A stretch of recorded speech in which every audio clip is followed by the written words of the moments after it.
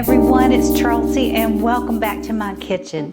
Today I'm going to make a shrimp, bacon, and corn chowder for you. The weather's getting cooler, so this is perfect for the fall months. So if you look on the counter, we've got a lot of ingredients, probably too many to go one by one. I will list everything that you need below, and of course while we're cooking I'm going to talk to you about what we're doing, but we will start with some bacon, and I'm doing a little bit of my own thing and doing Tasso as well to give it more flavor. I've got a pound of shrimp, I've got about a pound of potatoes, the Trinity, but this time I'm using a red bell pepper just to give it color. Of course, we've got some corn, a couple of cups of milk, some chicken stock again, and a little bit of wine. And I've also made a slurry. And if for those of you that don't know, a slurry is just 1-to-1, fourth a cup of water, fourth a cup of cornstarch, and you mix it together. And if this soup ends up looking, or chowder ends up looking a little thin, I'll add the slurry to it and it'll thicken right up. Okay, we're just rendering this bacon down right now, and you're really wanting to get the fat because that's what's going to cook our vegetables. So this bacon's almost done. And you can actually use a whole lot more if you want. I only had a couple of slices of bacon, and so I'm adding in Tasso just to give it a little bit more flavor. But if you wanted to use 8 or 10 slices of bacon, that's fine. It's your total preference. So this looks good to me. So I'm going to go ahead and take it out, and I'm going to add the Tasso. And you can see we've got a lot of fat to cook the veggies. So I've added the Tasso. I'm really cutting it into small bites, putting a little bit of pork and veal magic. And we're just going to warm this Tasso up. It's already cooked. Remember, this is a smoked pork.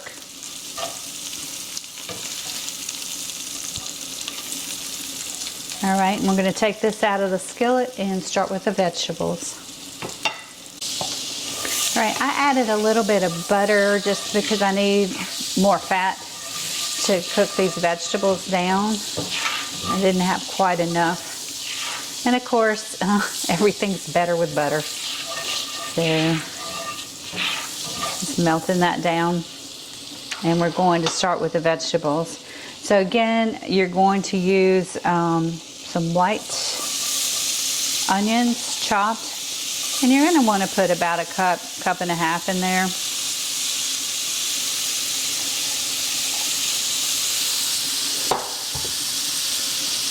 Mix that around.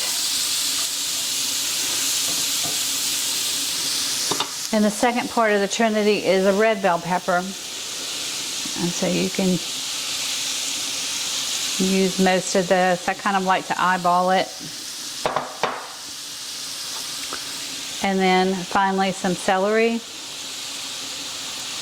And all of this cooks down, so you know, don't be concerned about, oh, it's going to be so crunchy or so many vegetables. So here we go with some Paul Prudhomme's Vegetable Magic. That's just going to give it one more layer of taste. And actually, we're going to lower this fire and let this cook for 10 to 15 minutes. And I'm just going to come back and stir it often, but you really want it to cook down to nothing. So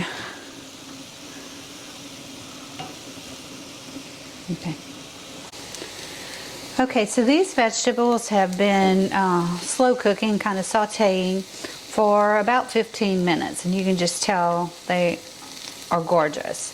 So now what I'm going to do is deglaze, and what that means is we're just going to grab the little bits that are on the bottom. And so if you have a little bit of leftover wine or sherry like I did, this is just a Pinot Gris, just grab it and add it to this recipe. So I'm going to turn the heat up just a little bit, and you really want all of that wine to kind of cook out. So that'll take a minute or two, and then we're going to start adding in the other vegetables. Okay, as you can see, all of the wine has cooked down, and it's also grabbed all the little bits that tend to gather on the bottom of your pan that taste so good.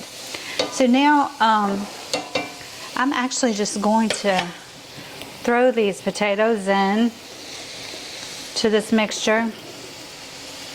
I have seasoned them with Vegetable Magic. I'm also going to add a little bit of salt.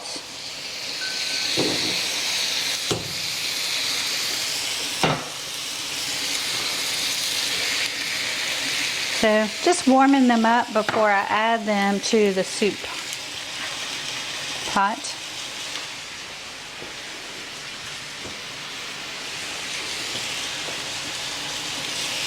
So here we go with some salt.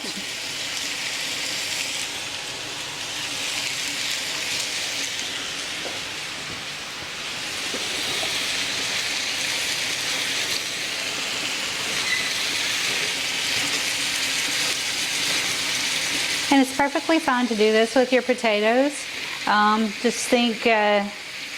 Just giving them a little bit of, not really crispy French fry kind of thing, but definitely is going to infuse a lot of flavor.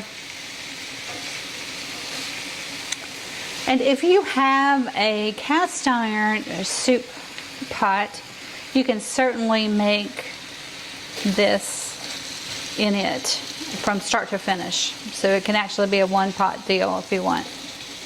I just don't have one that's big enough for this chowder. So I'm really loving how that's looking. So my next step is I'm going to add this to this soup pot, and I'm going to slide that forward. Okay, I'm adding that vegetable mixture to 8 cups of chicken stock. So, sorry you can't see all the little bits going in, but you get a good view of the bottom of the pan. So I've added that, and then I'm going to put the corn in as well. I seasoned the corn with Vegetable Magic. And you might be thinking, well, where's the shrimp? Because this is a shrimp chowder. Shrimp cooks extremely fast, and there's nothing worse in a dish to me than overcooked shrimp. It starts tasting kind of rubbery. So we're gonna save that until the very end, and we'll stir the shrimp in. So we're bringing this to a boil. I'm going to also put the little bit of bacon and Tasso in there for flavor. So I'm going to slide that in and stir that around. And you want to think when you're cooking, like all of this is marrying together. So I added a little bit of the pork with the bacon. So let's add a little pork seasoning just to bring out some flavor. Stir it around. And we're going to bring that to a boil, let it simmer for a little while, then we'll add in our shrimp and our milk products, and we should almost be ready to eat. All right, this has been cooking for about 20 minutes. The potatoes are tender, so we're going to go ahead and add our Gulf shrimp. These shrimp have been, of course, peeled and deveined, and I've seasoned them with some Seafood Magic. And you will see they're going to start cooking right away. Only takes about 3 minutes for them to cook. So we'll let that simmer for just a few minutes. You don't really want to bring this to a boil because it doesn't need to. You don't want to overcook those shrimp. Okay, as you can see, the shrimp are done, but this is a very, very thin soup, so I'm going to add in the slurry. Remember, the slurry is just 1/4 cup of cornstarch and 1/4 cup of water. So we'll just kind of drizzle that in. And that's a thickening agent. And the final step is we're going to add some milk. And of course you don't want to bring this to a boil because it'll scald and taste terrible. So I'm going to start with a cup and see how that looks. This is definitely looking much more like a chowder now.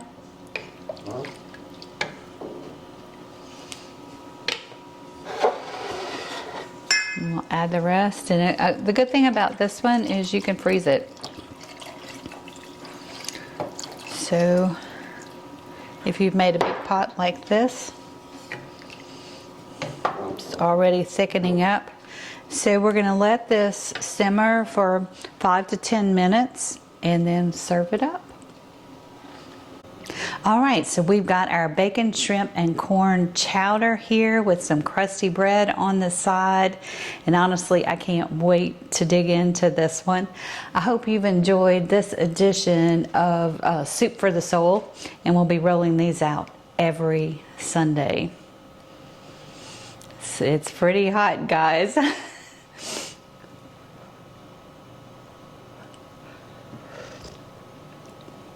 Oh, wow.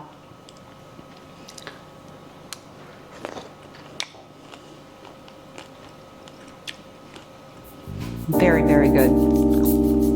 Enjoy.